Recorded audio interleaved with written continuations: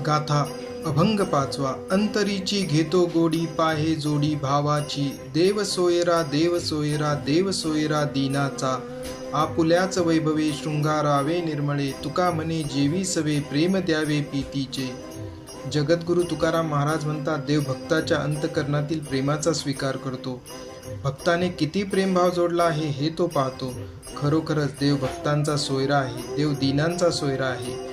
आपल्याजवळ जे काही पूजा साहित्य असेल, फूल पुष्प असेल, ते शुद्ध मनाने देवाला वाहून त्याला सजवावे. तुकाराम महाराज म्हणतात, देवाला जर निस्वार्थ प्रेमाचे भोजन दिले तर त्याचा तो आवडीने स्वीकार करतो. विठ्ठल विठ्ठल विठ्ठल.